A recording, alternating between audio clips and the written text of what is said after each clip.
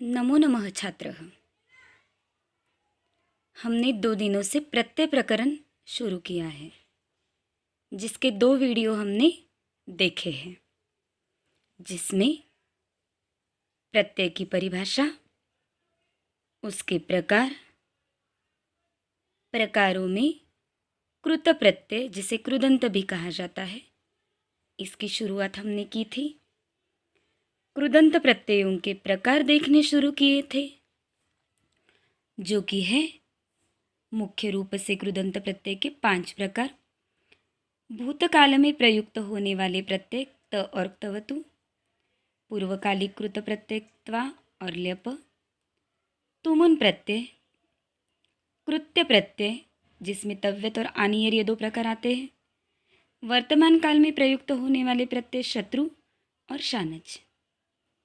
ये सारे प्रकारों में हमने कल तक तक तवतु, त्वाल्यप, तुमुन, तव्यत, अनियर इतने प्रकार देखे हैं, और आज देखने जा रहे हैं हम शत्रु और शानच प्रत्यय। जैसे कि हर पाठ के लिए जो स्पष्टीकरण विश्लेषण यहाँ हो रहा है, वो हम नोटबुक में लिख कर ले रहे हैं, उसी तरह से यह भी लिख कर लेना है। शत्रु प्रत्यय, इसमें शेष रहता है अत। इसका विश्लेषण स्पष्टीकरण देखते हैं। शत्रु प्रत्यय वर्तमान काल में प्रयुक्त होता है। इसका प्रयोग परस्मय पदी धातुओं के साथ किया जाता है। इस प्रत्यय का प्रयोग हुए अर्थ में किया जाता है। धातुओं के साथ जुड़ने पर शत्रु के श और रू का लोप हो जाता है और केवल अत शेष रहता है। जैसे कि पठ प्लस शत्रु, अत शेष रहेगा पठत। चल प्लस शत्रु, अत शेष चलत। शत्रु प्रत्ययांत शब्दों के रूप तीनों लिंग में चलते हैं। पुल्लिंग में गच्छत हलंत शब्द की तरह, स्त्रीलिंग में दीर्घ इकारांत नदी, नपुंसकलिंग में जगत। अब देखते हैं कुछ शत्रु प्रत्यय के लिंग के अनुसार होने वाले उदाहरण। धातु, धातु के साथ शत्रु प्रत्यय पठ अधिक शत्रु, मूल प्रत्ययवाची शब्द बनेगा पठत। पुल्लिंग में पठन, स्त्रीलिंग में पठन्ति, नपुंसकलिंग में पठत। गम प्लस शत्रु गच्छत, पुल्लिंग गच्छन, स्त्रीलिंग गच्छन्ति, नपुंसकलिंग गच्छत, जाते हुए। इस प्रकार से और कुछ उदाहरण आप आपके प्रायोगिक टेक्स्ट बुक में भी देख सकते हो। अब देखते हैं हम अगला प्रत्यय, कृदंत प्रत्यय का आखिरी प्रकार शानच प्रत्यय। शानच प्रत्यय में आन शेष होता है और उसका प्रयोग कभी कभी मान भी किया जाता है। शत्रु प्रत्यय परस्मय पदी धातुओं के लिए प्रयुक्त होता है। शत्रु प्रत्यय और शानच प्रत्यय समान है, फर्क सिर्फ इतना है, शत्रु प्रत्यय में परस्मय पदी धातुओं का प्रयोग होता है और शानच प्रत्यय में आत्मनेपदी धातुओं का। देखते हैं शानच प्रत्यय क्या है। शानच प्रत्यय का प्रयोग भी वर्तमान काल में होता है। शानच प्रत्यय का प्रयोग भी वर्तमान काल में होता है। शानच प्रत्यय का प्रयोग आत्मनेपदी धातुओं के साथ किया जाता है। इसका प्रयोग भी हुए अर्थ में होता है।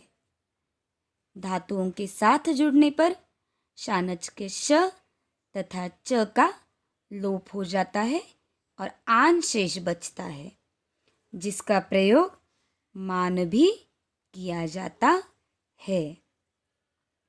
जैसे कि सेव प्लस शानच, आन शेष रहेगा सेवमान। लभ प्लस शानच, आन शेष लभमान। इसका प्रयोग भी यानी शानच प्रत्ययांत शब्दों के रूप भी तीनों लिंग में चलते हैं। वह पुल्लिंग में देव की तरह, स्त्रीलिंग में लता की तरह और नपुंसक लिंग में फल की तरह होता है।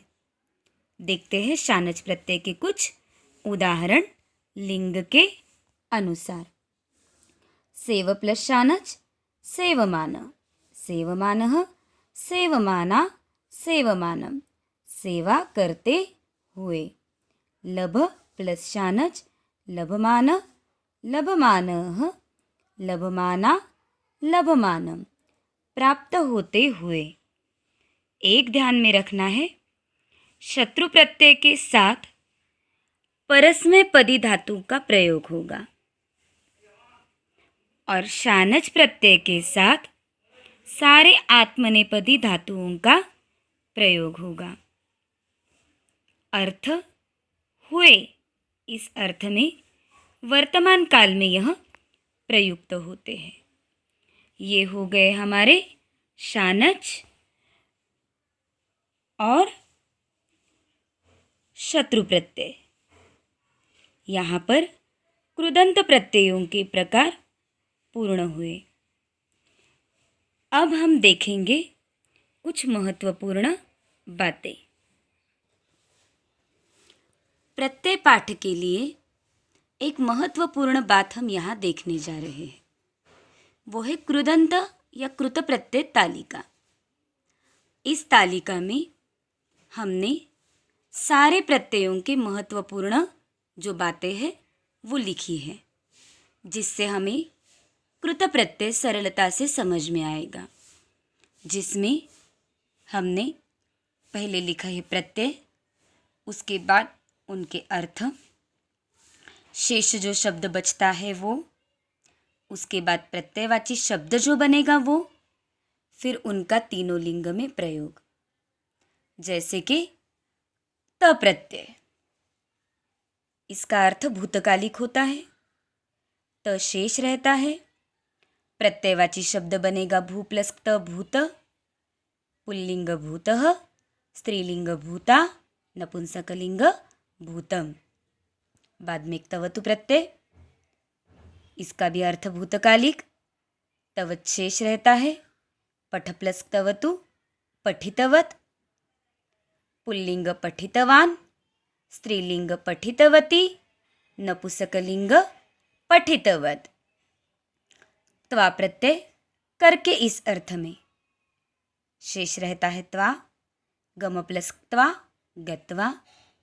इनका प्रयोग पुल्लिंग, स्त्रीलिंग, नपुंसकलिंग में नहीं होता, क्योंकि ये अव्ययवाची शब्द बनते हैं। ल्यप प्रत्यय कर के अर्थ में यह शेष होता है, इसमें उपसर्ग लगाया जाता है। उपसर्ग, उसके साथ भू और ल्यप, स उपसर्ग लेते हम, संभूय। यह प्रत्ययवाची शब्द बनेगा ल्यप प्रत्यय के बाद। अव्यय बनने के कारण तीनों लिंग में प्रयुक्त नहीं होता। तुमुन प्रत्यय के लिए अर्थ में तुम शेष रहता है। पठ प्लस तुमुन पठितुम, लिंग के समान इनका प्रयोग नहीं होगा। तव्यत प्रत्यय चाहिए या योग्य अर्थ में तव्य शेष होता है। पठ प्लस तव्यत पठितव्य, पठितव्यः, पठितव्या, पठितव्यम। अनियर चाहिए या योग्य अर्थ में अनीय शेष रहता है। पठ प्लस अनीय पठनीय, पुल्लिंग पठनीयः, स्त्रीलिंग पठनीया, नपुंसकलिंग पठनीय। और आखिरी जो दो समान प्रत्यय है कृत प्रत्ययों के, शत्रु और शानच, इनका अर्थ वर्तमान कालिक होता है। शत्रु में अत शेष होता है, शानच में आन, आन की जगह पर मान का प्रयोग होता है। पठ प्लस शत्रु पठत, सेव प्लस शानच सेवमान। शत्रु प्रत्यय पुल्लिंग में पठन, स्त्रीलिंग पठन्ति, नपुंसकलिंग पठत। शानच प्रत्यय पुल्लिंग सेवमानः, स्त्रीलिंग सेवमाना, नपुंसकलिंग सेवमानम। तो यह तालिका आपको आपके नोटबुक में अच्छी तरह से लिखनी है, समझकर लिखनी है। तो त प्रत्यय आपको अच्छी तरह से सरलता से समझ में आएगा। इस पर आधारित प्रश्न जो पूछे जाते हैं उस प्रश्न का प्रकार इसके साथ जुड़ी वर्कशीट में दिया गया है। यहाँ 9वीं कक्षा का प्रत्यय यह पाठ पूर्ण होता है। धन्यवाद।